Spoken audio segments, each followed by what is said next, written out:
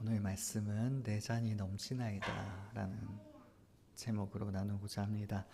네, 시편 23편 너무 유명한 말씀이어서 또 우리가 올해 한 중반부쯤에 한번 나눴었던 말씀인데요.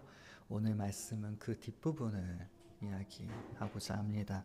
우리는 보통 23편 1절 여호와는 나의 목자시니 내게 부족함이 없으리로다, 그리고 2절 그가 나를 푸른 풀밭에 놓이시며 쉴만한 물가로 인도하시는도다, 3절 내 영혼을 소생시키시고 자기 이름을 위하여 의의 길로 인도하시는도다 라는 부분에 많이 집중을 하곤 해요. 하지만 4절, 5절, 6절에도 놀라운 말씀들이 이어지고 있거든요.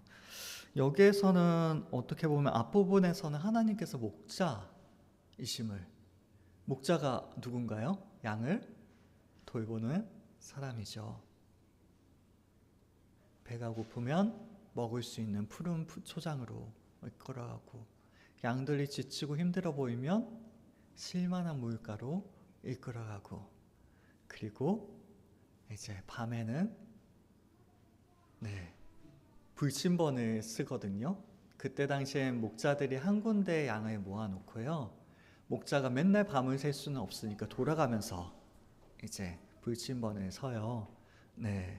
그리고 나서 이제 한 군데 몰아놨던 양들에게 이제 이름을 부르면 이제 양들이 목자의 음성을 기억하고 이렇게 다 졸졸졸 따라 나와서 이렇게 각자 또 헤어졌다가 또 모였다가 반복을 하는데요. 그러하게 목자가 없으면 양은 살아갈 수가 없는 존재들이다라고 이야기할 수 있어요. 양 아시죠? 한 1m 앞에까지밖에 못 본대요. 눈이 너무 나빠서. 그래서 양들이 하는 게 앞에 가는 양의 꽁무니를 보고 쫓아가는 거라고 합니다. 그래서 저도 성지순례 갔을 때 거기에 계신 안내를 해주셨던 선교사님이 계셨는데, 그분도 아마 전해 들은 이야기였겠죠? 한 번은 낭떠러지에서 양 한 마리가 절벽 아래로 뛰어내리니까 그 막 수백 마리가 그 양 꽁무니를 보고 다 절벽 아래로 뛰어내려서 진짜 엄청 큰 사고가 났던, 그만큼 눈이 나쁘고 앞을 볼 수 없고, 그러하기 때문에 상징적으로 우리의 모습을 너무나도 잘 보여주는 게 양인 거죠. 눈이 어두워서 무엇을 쫓아가야 할지 알지 못하는. 그러하게 목자가 없다면 양은 밥도 못 찾아 먹겠죠. 목마를 때 물도 못 찾겠죠. 또한 잠잘 때는 그 사나운 맹수들의 위협에서 스스로를 지켜낼 수 없는, 즉 우리의 인생과 같이 정말로 혼자 살아갈 수 없고 수많은 어려움들에서 나 자신 스스로를 보호할 수도 없으며 내가 먹을 것도 스스로 챙겨 먹지 못하는 우리들을 누가요? 목자가 누구신데요?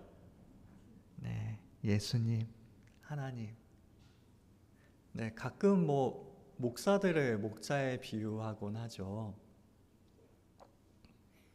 목사가 목자예요? 맞긴 맞는데요. 목자는 아니고요. 좀 위임받은 사람들일 뿐이죠. 저희는 주님 앞에 아무것도 아닌 사람들일 뿐입니다. 그 목자가 이끌어 주었기에 푸른 풀밭과 쉴만한 물가에서 살아갈 수 있게 되는 거죠. 하지만 다윗은 여전히 4절에 내가 사망의 음침한 골짜기로 다닐지라도 라고 말씀하고 있습니다. 그러한 목자가 있었다면 이러한 곳은 좀 피했으면 좋겠는데 여전히 그렇죠. 우리의 인생이 그렇죠. 우리의 인생을 이끌어주시는 그 목자가 계심에도 불구하고 사망의 음침한 골짜기를 다닐 때도 있습니다. 그럼에도 불구하고 뭐라 그래요? 와, 진짜 엄청난 사람이에요. 그 사망의 음침한 골짜기를 다닐지라도 해를 두려워하지 않는데요. 사망의 음침한 골짜기, 즉 사망과 음침한 건 너무 깜깜한 곳이거든요. 앞이 보이지도 않고 심지어는 나의 목숨이 위태로운 그 상황에도 두려워하지 않을 거래요. 이거 말이 되나요? 사람은 두려워해야 되는 게 마땅하거든요. 그럼에도 그는 두려워하지 않겠다라고 선언하고 있는 것은 왜냐하면 주께서 나와 함께 하심이라. 제가 완벽한 대책을 세웠습니다. 제가 이 일을 대비하여 불을 잘 축적해 놨지요. 제가 이럴 줄 알고 나를 도와줄 수 있는 사람들을 많이 준비해 두었습니다. 아니요. 하나님이 함께 계시기 때문에 두려워하지 않는다라고 이야기하고 있습니다. 왜요? 주의 지팡이와 막대기가 나를 안위하시나이다. 안위가 뭔지 혹시 아시나요? 안위. 잘 안 쓰는 단어여서 조금 느낌은 오는데 뭐라고 설명하기엔 조금 어렵거든요. 근데 다른 성경 본문에서 똑같은 이 히브리어 원어가 쓰이는데요. 거기서는 위로라고 쓰여져요. 네, 하나님께서 나를 위로하시기 때문이다. 그럼 다윗이 두려워했다는 거예요? 안 두려워했다는 거예요? 네, 다윗도 사람입니다. 두려워했기 때문에 하나님께서 위로하시는 거죠. 그 위로는 우리의 모든 두려움을 없앨 만큼 너무나도 놀라운 것입니다. 그리하여 고백하죠. 5절에 주께서 내 원수의 목전에서 내게 상을 차려주시고 기름을 내 머리에 부으셨으니 내 잔이 넘치나이다. 얼마나 부어야 잔이 넘칠까요? 네. 가득 붓고 더 부어야 넘치겠죠. 하나님께서 얼마나 부어주셨다고요? 넘치도록. 내 잔이 넘치나이다.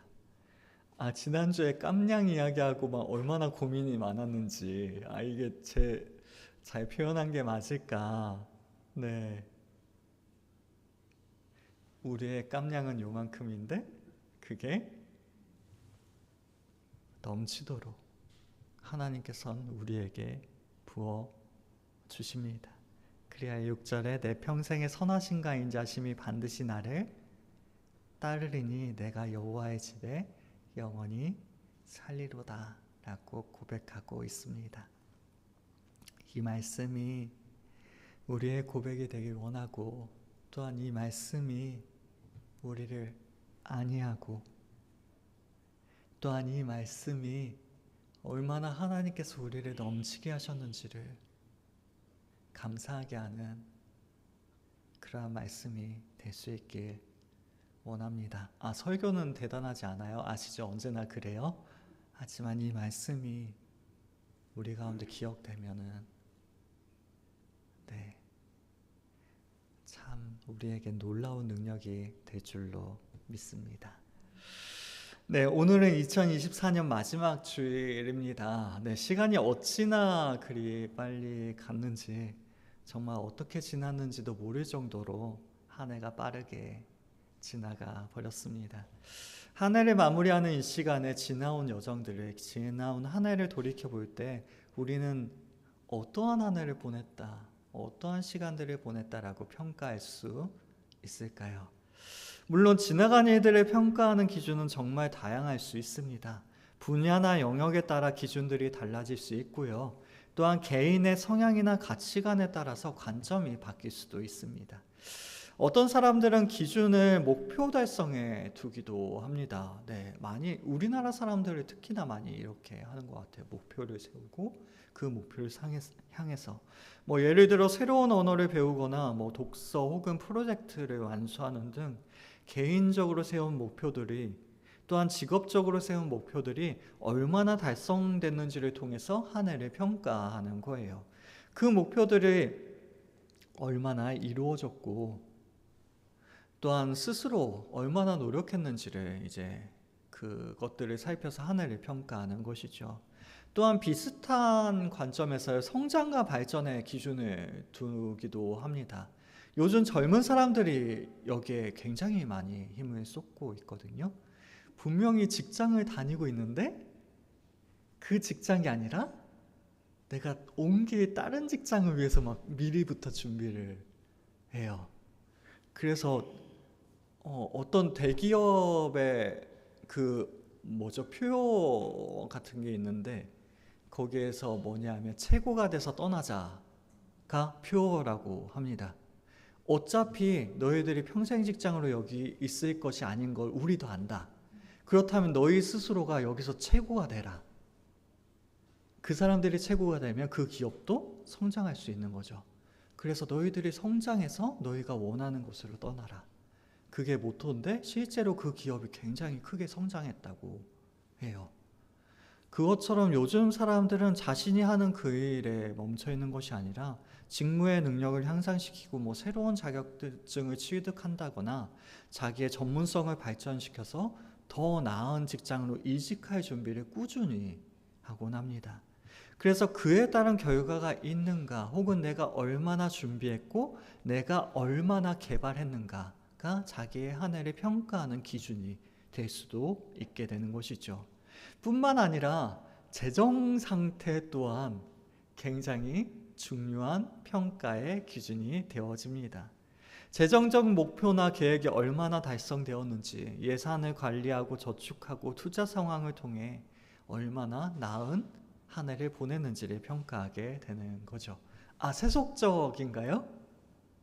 네, 세속적이긴 해요. 하지만 우리의 삶의 돈이 얼마나 필수적인 요소인지를 기억하게 된다면 이러한 기준 또한 어느 정도 일리가 있다라고 생각해 볼 수 있게 되는 것이죠.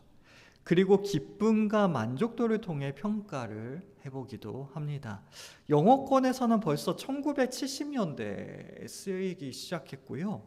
우리나라에서는 2017년부터 쓰이게 된 단어가 하나 있습니다.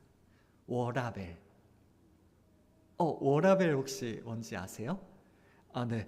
요즘 사람들이 워낙 말을 줄여가지고 이게 뭔지 잘 모르겠는데 영어입니다. 워크 앤 라이프 밸런스. 네. 일과 삶의 균형이라는 게 워라밸이에요. 그래서 예전에 우리 부모님들은 어떻게 사셨나요? 워라밸 있으셨나요? 아니요. 워크만 있으셨죠. 일이 삶의 중심이었고 또한 그 일에 모든 것들을 쏟아붓는 것이 바로 우리 부모님들의 삶이었습니다. 그러다 보니까 저희들은 어떻게 됐나요? 그렇게 일에 전념하지 않아도 삶이 어느 정도 유지될 정도로 많이 풍족해졌어요.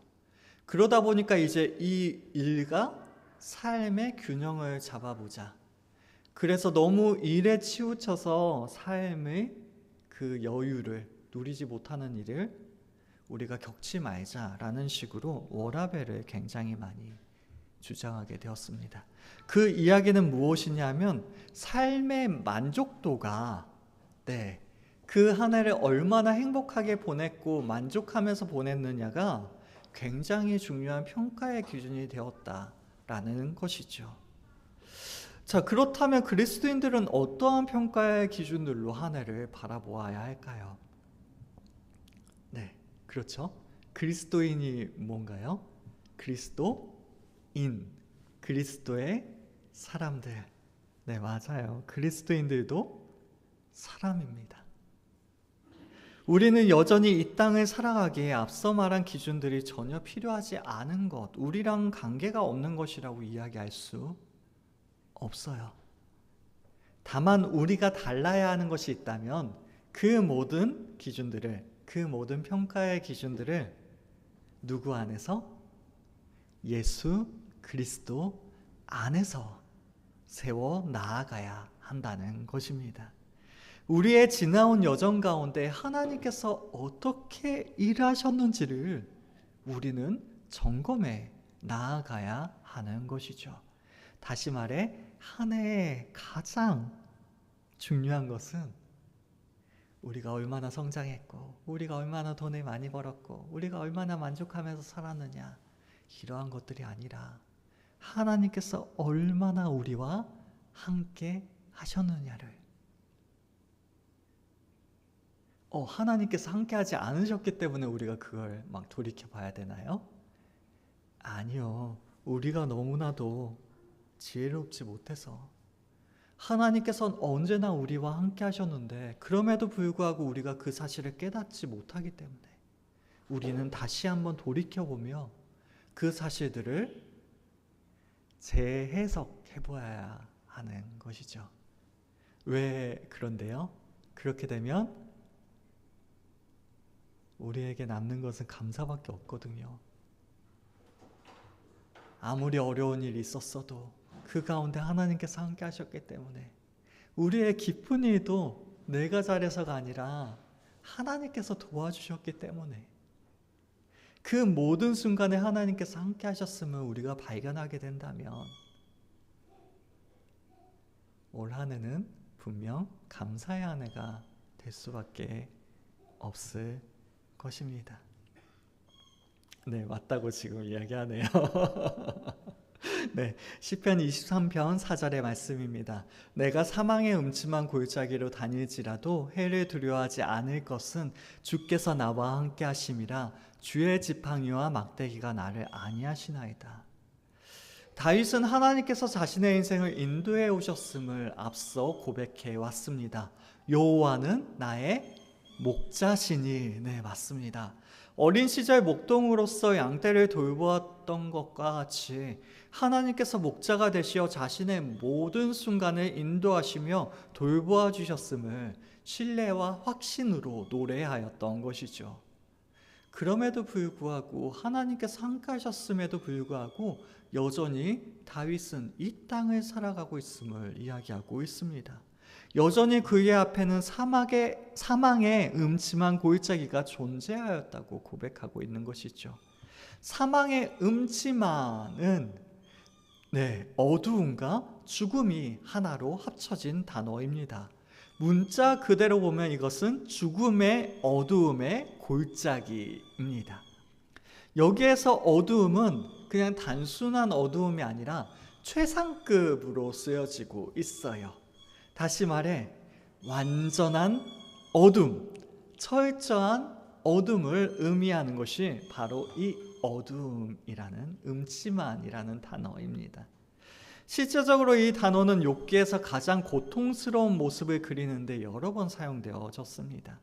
또한 시편에서는 개인뿐만 아니라 공동체의 수치와 시련과 수욕을 묘사하는 일에 사용되어졌어요.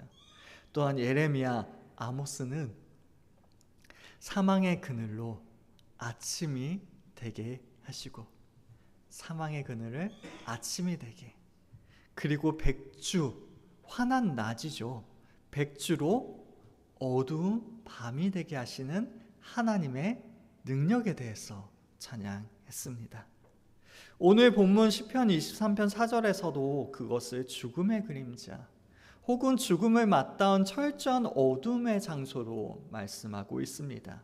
그것은 주변의 위협뿐만 아니라 악한 영들의 위협으로부터도 안전하지 않은 곳이에요. 얼마나 큰 어려움을 당했길래 사망의 음침한 골짜기라고 이야기할까요? 분명 다윗은 하나님께서 나의 목자시라고 그 목자께서 나를 푸른 풀밭에 누이시며 쉴만한 물가로 인도하신다고 고백했습니다. 그럼에도 다윗은 내가 사망의 음침한 골짜기로 다닐지라도 라고 말하고 있는 것이죠. 사망의 음침한 골짜기와 같은 고통의 길을 걸어왔던 자신의 과거와 또한 그곳에 머무르고 있는 현재뿐만이 아니라 자신의 미래에도 얼마든지 이러한 일들이 닥쳐올 수 있음을 그는 염두에 두고 있는 것입니다. 다윗이 특별해서 그랬나요? 아니요. 우리의 인생에 누구나에게 다가올 수 있는 그러한 어려움입니다. 그럼에도 다윗은 고난과 환난 가운데 빠져 내가 이토록 어려운 일을 당했습니다. 그래서 내가 더 이상 빠져나올 수가 없습니다 라고 말하기 위하여 사망의 음침한 골짜기를 이야기하고 있는 것이 아닙니다. 그것이 얼마나 고통스럽고 나를 망가뜨렸는지, 그 일이 얼마나 절망스러워서 나의 마음을 무너뜨렸는지, 그리하여 얼마나 상처받고 절망하여 다시 일어날 수조차 없었는지를 그는 이야기하고자 하는 것이 아닌 거예요. 오히려 다윗은 극심한 고통의 상황, 사망의 음침한 골짜기로 다닐지라도 해를 두려워하지 않을 것이라고 말하고 있습니다. 왜냐하면 주께서 나와 함께 하시기 때문입니다. 시편 23편에서 처음으로 하나님을 2인칭으로 부르고 있어요. 물론 한글 성경에서는 이게 자세하게 나타나지 않거든요. 하지만 앞서 하나님과의 관계에 대해서 이야기할 때 푸른 풀밭과 쉴만한 물가에선 3인칭으로 고백해 왔습니다. 다시 말해 그 정도가 되겠죠. 그가 나를 이라고 쓰고 있는데 이제는 간절하도록 신뢰하는 친밀한 관계로 당신이 나를 이라고 표현하고 있는 거예요. 이상하죠? 푸른 풀밭과 쉴만한 물가는 어디예요? 그래도 좋은 곳이잖아요. 좋은 것을 누릴 때 조금 더 하나님과 나의 관계를 가깝게 이야기하면 좋겠는데 오히려 다윗은 언제 하나님을 나의 가까우신 분이라고 이야기하고 있는 거예요? 사망의 음침한 골짜기에 있을 때, 어두웠던 시절들을 생각해 보았을 때 고통과 위험의 시간들이 하나님께서 더욱 특별히 가까이 계셨음을 그는 기억하게 된 것입니다. 다시 말해 좋을 때 하나님을 더 많이 경험해요? 어려울 때 하나님을 더 많이 경험해요? 네. 어려울 때 하나님을 더 깊이 경험하게 된 것입니다. 사망의 음침한 골짜기로 다니는 그 기간 동안에도 하나님께서 자신을 버리셨다, 안 버리셨다? 버리지 않으셨다. 우리가 절망하고 고통받는 그 순간에도 하나님께서는 우리를 버리신다, 안 버리신다? 네, 안 버리신다. 오히려 우리가 좋을 때보다, 그렇죠, 우리가 좋을 때는 하나님께 은혜를 입었기 때문에 좋은 것으로 생각을 하죠. 하지만 사실 따져보자면 우리가 어려울 때 우리가 더욱 하나님께 큰 자비를 받고 있는 것입니다. 자신의 위험과 고독, 두려움과 절망, 사망에서 건져주셨기 때문입니다. 하나님께서는 인도자셨고 피난처가 되시며 또한 위로자가 되십니다. 비록 우리의 인생의 여정은 너무나도 어렵지만 그 시간 동안에 하나님과 친밀한 관계를 가질 수 있게 되는 것입니다. 그러하기에 하나님의 인도하심은 미래에 대한 두려움이 없는 확실한 소망이 되어집니다. 한 번만 더요. 하나님의 인도하심은 미래에 대한 두려움이 없는 확실한 소망이 되어집니다. 미래 너무 두려운데, 그렇죠? 그런데 미래에 대한 두려움이 없대요. 그만큼 너무나도 확실한 우리의 소망입니다. 하나님께서는 주의 지팡이와 막대기로 우리를 안위하십니다. 옛날에는요, 왕이나 재판장이 뭔가 이 막대기 같은 걸 들고 있었어요. 그게 왕의 권위 혹은 재판장의 권위를 상징하는 것이었습니다. 그거를 이야기하는 게 영어로는 셉터인데요, 한글로는 홀이라는 지팡이예요. 그게 이렇게 뭐 짧은 것도 있고 뭐 긴 것도 있고, 그런데 주의 지팡이는 마치 그 홀을 상징합니다. 하나님의 그 압도적인 능력으로, 그 압도적인 권위로 우리의 인생의 바른 길을 제시해주는 홀이 되어집니다. 또한 목자가 막대기로 툭툭 때려 잘못된 길로 가는 양들을 옳은 길로 인도하는 것과 같이 그런 땐 길로 나아가는 우리들을 그 길에서 돌이킬 수 있도록 하는, 가르치는 막대기가 되어집니다. 때로는 노인들이 뭐 짚고 다니죠? 네, 지팡이. 왜 지팡이를 짚고 다니죠? 힘이 없으니까 기대에 의지할 것이 필요한 거죠. 그 노인들이 짚고 다니는 지팡이와 같이 지치고 상한 심령이 다시 일어날 수 있도록 의지할 수 있는 그 지팡이가 되어집니다. 그러한 지팡이와 막대기로 우리들을 안위하시는 것이죠. 안위가 뭐라고 말씀드릴 수 있죠? 네, 위로입니다.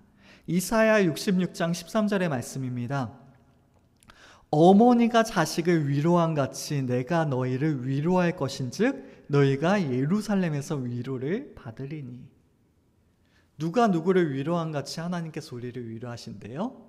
어머니가 자식을. 네, 맞습니다.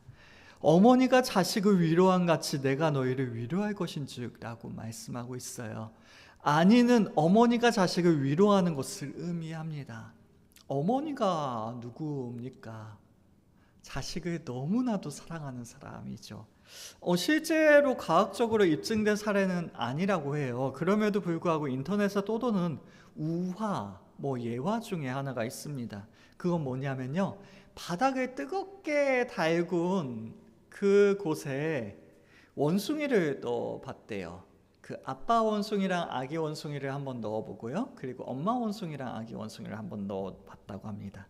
그때 어떻게 됐냐면 아빠 원숭이와 아기 원숭이를 넣으니까 어떻게 했을까요?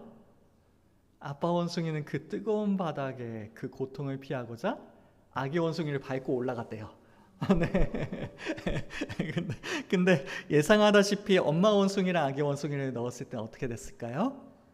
혹여라도 아기 원숭이가 다칠까봐 엄마 원숭이는 아기 원숭이 꼭 끌어안고 있었다고 합니다.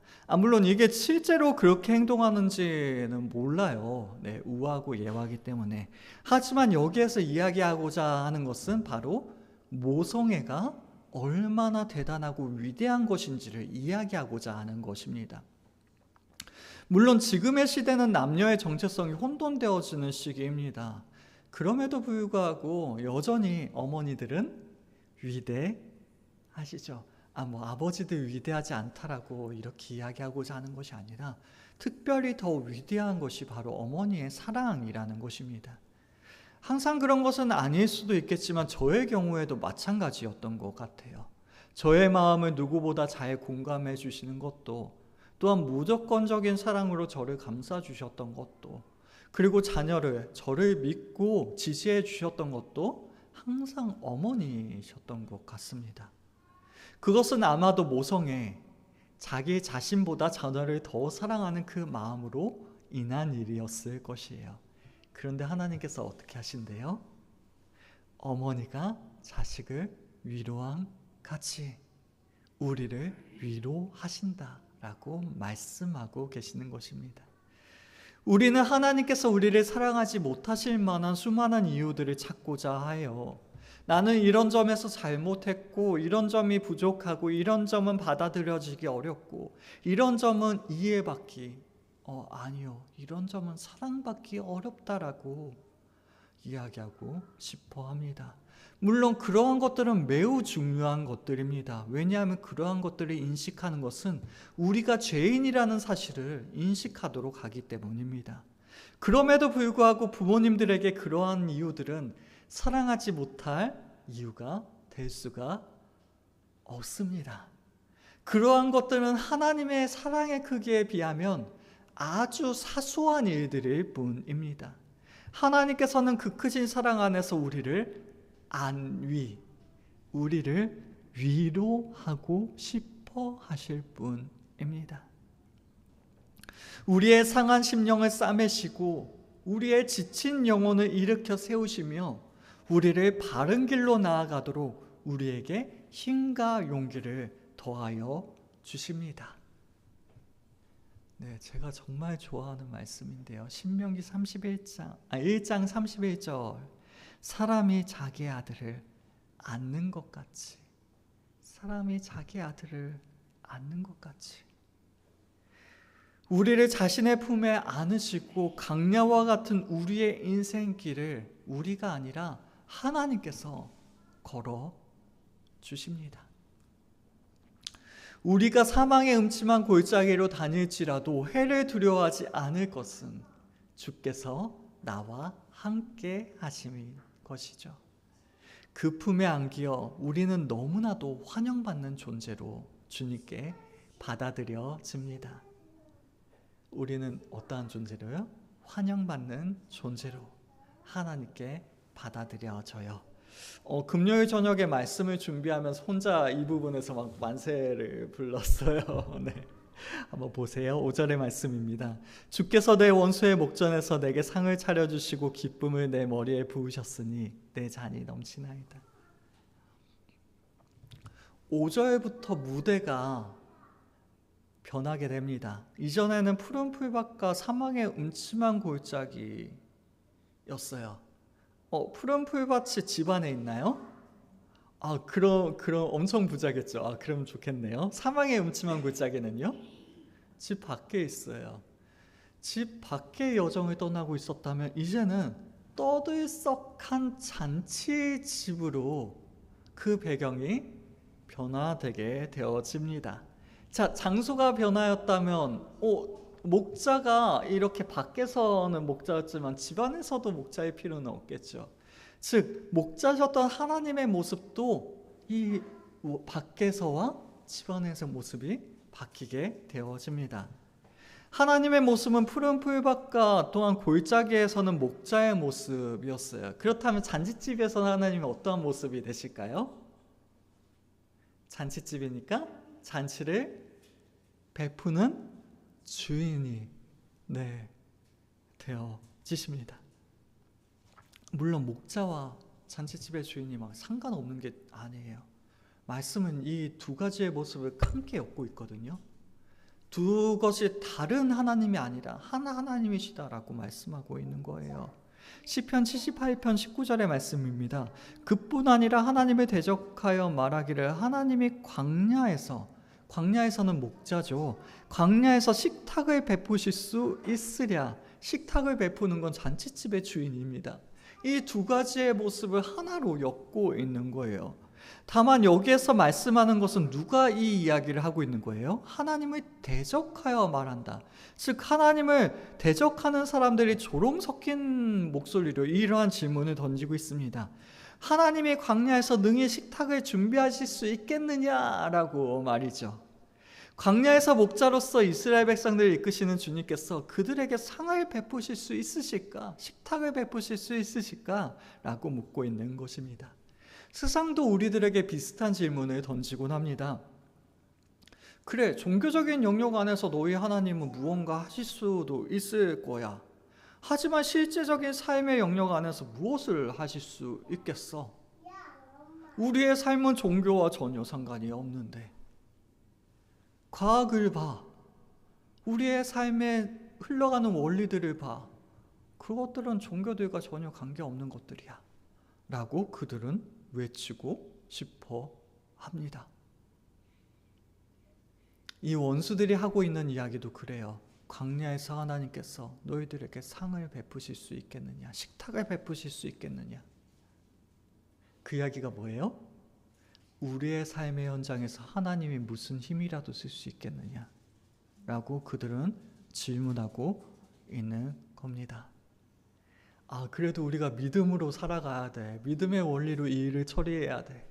그러한 일들을 향하여 그들은 조롱 섞인 목소리를 내고 있는 거죠. 거기에 대해 우리는 뭐라고 대답해야 될까요? 진짜 하나님은 우리의 삶의 현장에서 우리의 삶의 원리라는 상관이 없으신 분이신가요? 우리가 예배드릴 때만 그것이 중요한 것인가요? 아니죠. 이미 우리는 경험으로 알고 있습니다. 교회에서 잘 배워서 알고 있는 게 아니라 우리의 삶의 현장 안에서 경험해봐서 알아요. 그게 무엇인가요? 모든 것은 하나님의 손 안에 있다는 사실을 말이죠. 그들은 아무리 광야가 하나님과 상관없는 곳이라고 외치고 있지만, 그들은 아무리 우리의 삶이 하나님과는 상관이 없는 것이라고 외치고 있지만, 여전히 그 모든 것들은 하나님의 손 안에 있습니다. 우리가 교회 안에서만 하나님의 안위를 얻는 것이 아니라는 것이죠. 우리의 신앙뿐만 아니라 우리의 삶, 미래, 심지어 하나님과 관계없어 보이는 모든 영역에 이르기까지 그 모든 것은 하나님의 손 안에 있습니다. 그 이야기가 무엇인가요? 하나님께서 광야에서 식탁을 베푸실 수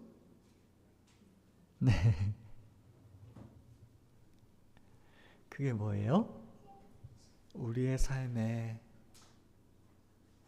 철저히 소외되어 보이는 그 모든 장소에까지 하나님께서는 함께하고 계시고, 그 가운데 우리를 위하여 잔치를 베풀어 주실 수 있으시다 라는 것입니다. 특별히 그곳은 내 원수의 목전에서라고 말씀하고 있어요. 네, 주께서 내 원수의 목전에서 내게 상을 차려주시고, 그 이야기가 뭐예요? 그렇게 조롱하는 사람들, 그렇게 하나님은 아무것도 못할 것이라고 이야기하는, 심지어 우리를 괴롭히고 의도적으로 우리를 해하려고 하는 그 모든 사람들의 눈 앞에서 마치 보란 듯이 하나님께서는 잔치를 베풀어 주실 것이라고 말씀하고 계십니다. 본문의 시인 다윗 또한 광야를 지난 후 주님께서 베푸시는 잔치와 축제와 또한 거룩한 의식에 참여하고 있습니다. 많은 회중은 축제의 옷을 입고 그곳에 참여합니다. 축제의 식사를 하나님의 집에서 나누게 되는 것이죠. 하나님께서는 인자한 잔치집의 주인이 되어 주십니다. 다윗은 하나님의 손으로 맛있는 요리와 마실 것을 얻게 되고, 또한 기쁨을 얻는 특권을 누리게 되는 것입니다. 그저 적당한 잔치가 아니라 우리를 위한 아주 큰 잔치가 벌어지게 됩니다. 상이, 그 상 아시죠? 잔치상이 펼쳐집니다. 잔이 넘치고요, 주인이 우리의 머리에 기름을 붓습니다. 잔치라 그러면 느낌이 잘 안 오는데요, 그러하기 때문에 이 기름이 너무나도 중요한 의미를 지닙니다. 그 시대의 기름은 살찜을 의미하는 풍요로움을 의미했습니다. 요즘도 그렇죠. 우리가 살찌면 지방이, 기름이 낀다라고 이야기하잖아요. 그것처럼 기름은 풍요로움을 의미합니다. 그래서 잔치 전에 기름을 바르는 의식을 진행을 했다고 해요. 잔치집의 주인이 손님을 맞이하면 그 머리에 감람기름을 부었다고 합니다. 이건 뭐냐면요, 당신이 풍요롭기를 원합니다 라는 기원이 포함되어 있을 뿐만 아니라, 주인에게 있어서 이 사람은 나에게 너무나도 귀중한 손님입니다 라는 것을 보여주는 일이 되어져요.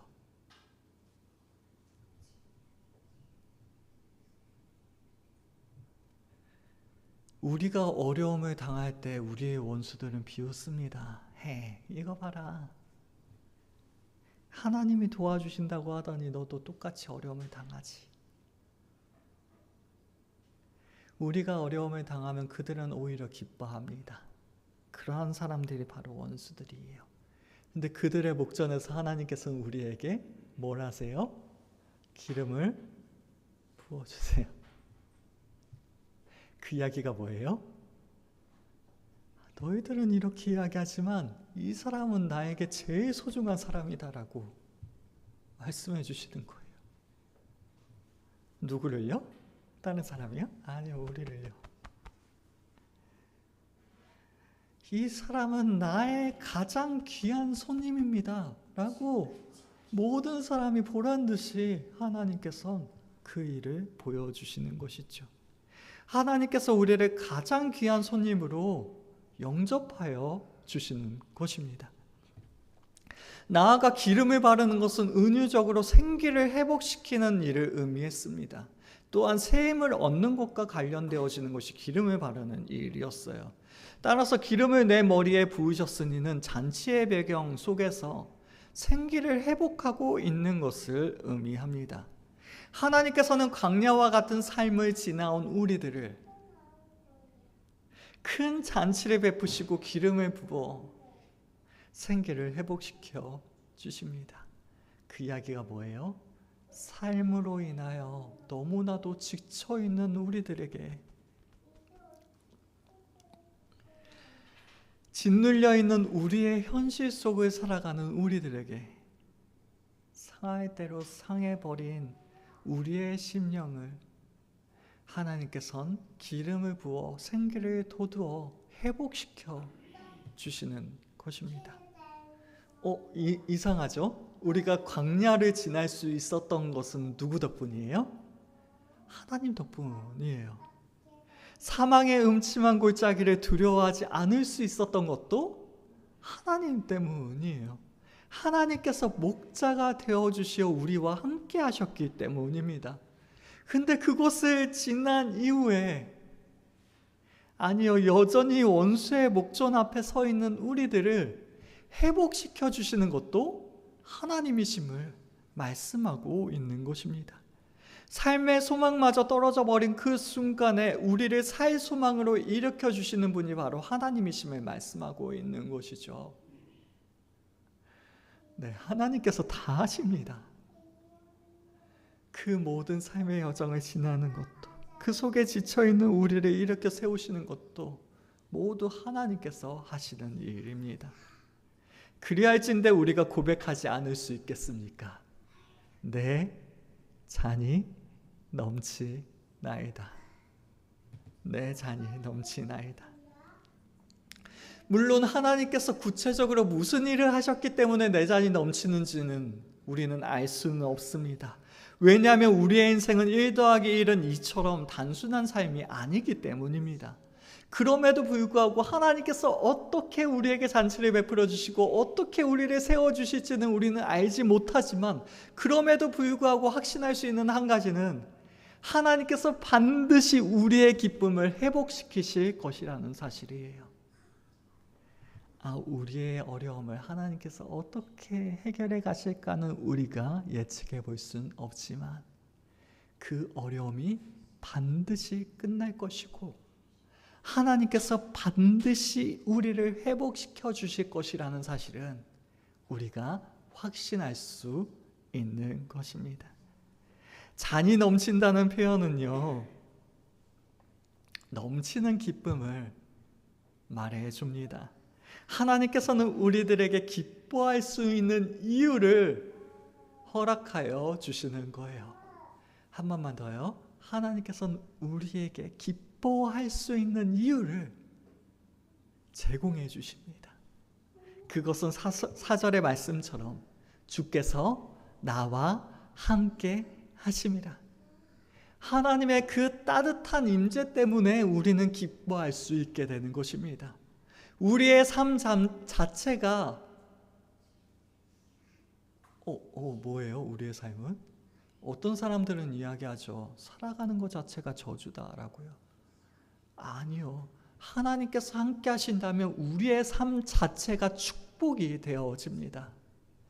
언제나 우리와 함께하여 주시는 그 따뜻한 임재가 우리를 따르기 때문입니다. 더욱이 이 잔은 축제의 잔입니다. 이 잔치는 하나님께서 돌보시고 보호해 주신 것을 축하하는 잔치가 되어집니다.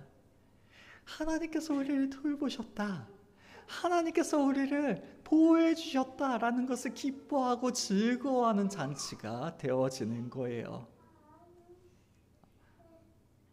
우리의 한 해를 돌이켜볼 때, 또한 우리의 삶을 돌이켜볼 때 하나님께서 나와 함께 하셨음을 발견하게 된다면 그 순간은 축제가 되어질 수 있는 거예요. 왜냐하면 하나님께서 나를 돌보셨다, 하나님께서 나를 보호하셨다, 그 사실이 우리에게 너무나도 큰 기쁨이 되기 때문입니다. 그러하게 우리의 삶은 풍성할 수밖에 없습니다. 과거의 체험, 현재의 기쁨이 하나님께 있기 때문입니다. 그리고 미래에 대한 확신 또한 하나님께 있는 것이죠. 마지막으로 6절의 말씀입니다. 내 평생의 선하심과 인자하심이 반드시 나를 따르리니 내가 여호와의 집에 영원히 살리로다. 내 평생의 선하심과 인자하심이 반드시 나를 따르리니 라고 표현하고 있어요. 여기에서 따른다 라는 동사는 아주 특이합니다. 이는 뒤따라가다, 뒤쫓아가다, 가까이에서 시중되다 라는 의미를 포함하고 있습니다. 마치 하나님의 선하심과 인자하심이 사람처럼 의인화가 되고 있어요. 그 선하심과 인자하심이 마치 사람처럼 우리를 막 이렇게 쫓아오고 있다, 따르고 있다 라고 이야기하고 있는 것입니다. 더욱이 그 선하심과 인자하심은 하나님의 시종들처럼 우리들이 안전하도록 뒤따르며 우리를 시중될 것임을, 우리들을 지킬 것임을 말씀하고 있습니다. 그들은 하나님의 것이기에 이 세상의 그 무엇도 하나님의 선하심과 인자하심으로부터 우리를 끊어낼 수 없게 됩니다. 이는 하나님의 자녀들인 우리들에게 주어지는 확신과 특권입니다. 그 사실을 깨닫고 누리는 사람들은 고백할 수밖에 없게 되는 것이죠. 내가 여호와의 집에 영원히 살리라.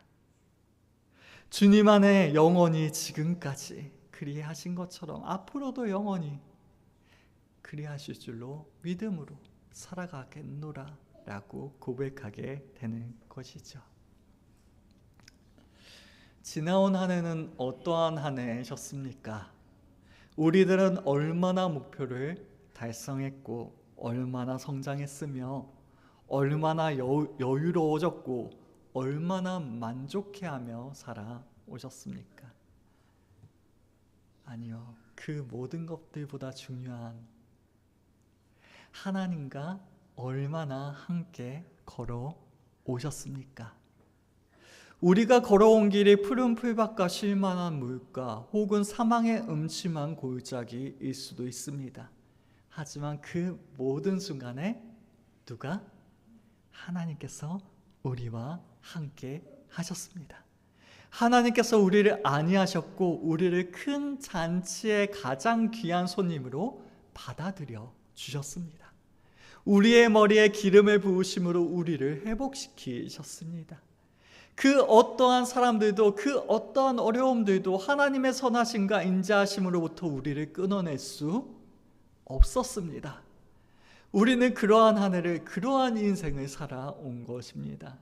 비록 우리의 고통의 순간이 있었음에도, 후회의 시간이 있었음에도, 아쉬움이 사무치게 할 때에도 올 한 해 우리의 표어처럼 함께 걷다.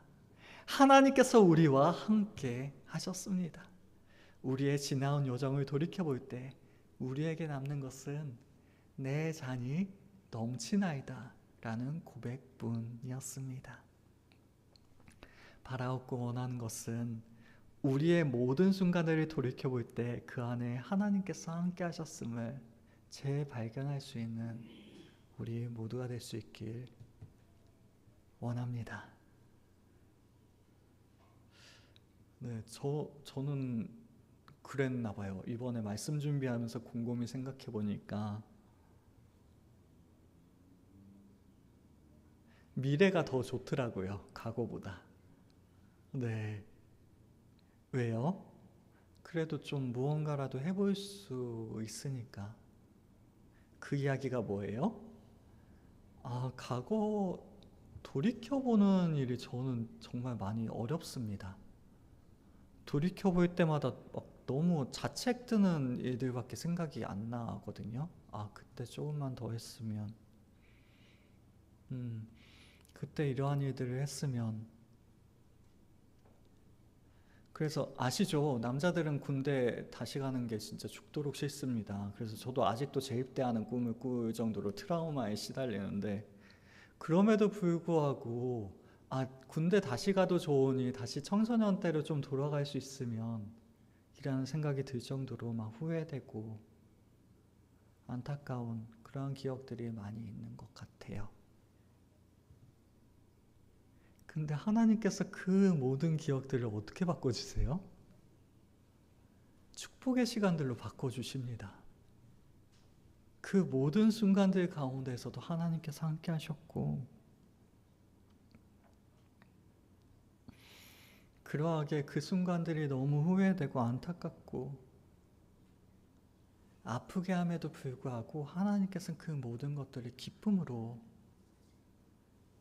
바꿔주시는 거예요. 네, 아시죠? 저에게 가장 큰 축복은 여러분들입니다. 네. 아, 진짜 그래요. 요즘에 유미한테 뭐 항상 하는 이야기였고, 근데 요즘에 유난히 더 많이 하게 되는 이야기가, 내가 어렸을 적에 좀 보고 배울 수 있는 사람을 좀 만났으면, 물론 모든 사람들에겐 배울 수 있는 것들이 있습니다. 하지만 제가 특별히 조금 더 성장했으면 좋겠는 부분에 대해서 보고 배울 수 있는 사람이 있었다면 참 좋았을 것이라는 생각을 많이 했어요. 그래서 제가 청소년 사역할 때도 저의 모토가 제가 좀 보여줄 수 있는 어른이 되었으면 좋겠다. 왜냐하면 제가 그러한 사람들 못 봤으니까. 내가 필요할 때 그러한 사람들이 옆에 없었으니까. 네, 그러한 일들을 되게 많이 힘을 썼거든요. 근데 그분들이 우리 아버지랑 어머니예요. 그래서 저는 유미를 볼 때마다 막 난 널 이해를 못하겠다. 그렇게 보고 배울 수 있는 사람이 있는데 왜 너는 안 배웠냐? 안 배운 게 맞아요. 안 가르쳐 주신 게 아니거든요. 네, 보여주시고 가르쳐 주셨는데 안 배운 게 맞아요. 그렇다고 다 안 배운 건 아니에요. 제가 말하는 그 포인트의 그러한 부분들을 배웠으면 좋겠는데. 근데 지금이라도 맞는 게 저는 막 너무나도 저한테 축복이고요. 너무나도 저한테 기쁨이고요. 그러면서 또 생각을 해봤어요. 네, 제가 어렸을 때 또 여러분들을 만났다면 어떻게 됐을까? 저희 부모님처럼 이렇게 되었다면. 그럼 아마 처남이 방황했던 것처럼 저도 막 그때는 그게 좋은 건지 모르고 방황하지 않았을까? 네. 오히려 그때 만났다면 아마도 좀 재수 없고 좀 교만한 처남처럼 되지 않았을까. 처남은 착하니까 막 그렇게 안 됐잖아요. 근데 저는 막 더 심하게 막 이렇게 되지 않았을까 생각을 해봅니다. 가장 좋은 시기에 하나님께서 저에게 가장 축복과 같은 사람들을 만나게 하셨고, 가장 절망할 때 하나님께서 가장 좋은 위로를 주셨으며, 또한 그러하게 앞으로의 또한 기대도 가시게 하셨음을 고백하게 되는 것이죠. 그렇게 볼 때 하나님께서 우리와 함께 하시면 미래에만 좋은 일이 될까요? 아니요. 과거도 우리에겐 기쁨과 즐거움으로 바꿔주시는 것이 바로 하나님의 은혜인 것입니다. 바라옵기는 올 한 해를 그 하나님 안에서 재해석해 볼 수 있는 우리 모두가 될 수 있길 원합니다. 그래하게 되면 어떻게 될까요? 우리는 내 잔이 넘치나이다 라고 고백할 수밖에 없게 되겠죠. 비록 우리 함께 우리 교회가 아직도 성장을 못하고 있지만 내 잔이 넘치나이다 라고 고백하게 될 수 있을 줄로 믿습니다. 그러한 고백으로 한 해를 마무리할 수 있는 우리, 이런 고백을 할 수 있기에 또한 미래도 또 준비할 수 있겠죠. 내 잔이 넘치나이다. 지금까지 또한 지금도 그리하셨기에 앞으로도 내 잔이 넘치게 하실 줄로 믿습니다. 그 믿음이 또한 새해에 대한 소망이 될 줄로 믿습니다. 이 사실을 바라보시며 주님 앞에 감사하고 기뻐함으로 한 해를 마무리할 수 있는 우리 모두가 될 수 있기를 주님의 이름으로 축원합니다. 네, 2024년 마지막 주일입니다. 그래서 특순을 준비했습니다. 네, 영상으로 준비했는데요. 우리 교회가 성장하면 꼭 한번 모셔봤으면 좋겠어요. 올해 진짜 100번은 넘게 들은 것 같은 찬양입니다. 여호와는 나의 목자라는 제목의 찬양인데요. 네, 화면 바꿔주시겠어요? 저는 어렸을 때 시편 23편 앞부분이 좋았던 것 같아요. 여호와는 나의 목자시니 내게 부족함이 없으리로다. 하지만 나이가 들수록 현실이 푸른 풀밭과 쉴만한 물가가 아님을 깨닫게 되더라고요. 물론 그곳이 하나님께서 함께 하시기 때문에 푸른 풀밭과 쉴만한 물가가 될 수 있다는 걸 알면서도 말이에요. 그러다 보니까 후반부가 더 마음에 와닿게 되는 것 같습니다. 나의 평생의 선하신가 인자하심이 반드시 나를 따르리니 내가 여호와의 집에 영원히 살리로다. 네, 유념해서 한번 들어보시길 부탁을 드려요. 우리 마음을 모아 하나님께 올려드리도록 하겠습니다.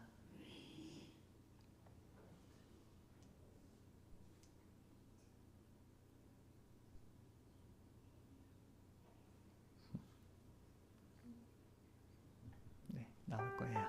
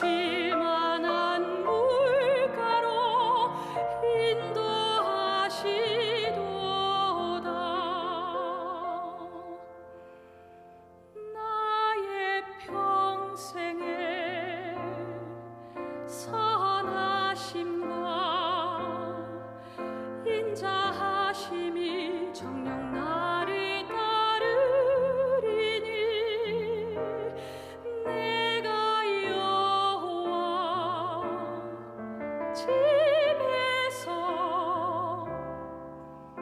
영원히 살리라.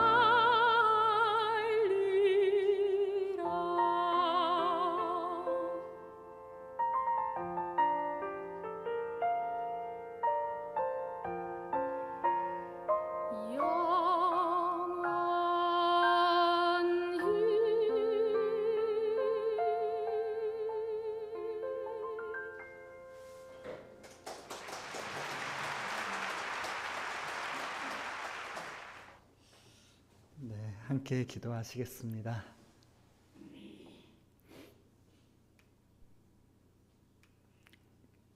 이게 안 넘어가네요. 이렇게.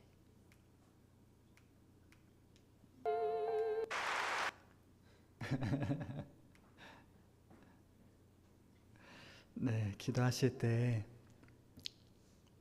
우리에게 부족함이 없으셨던 하나님 아버지, 그리고 우리의 잔이 넘치게 하셨던 그 하나님 아버지의 은혜를 기억하시며 하나님께서 나를 인도하여 주셨기에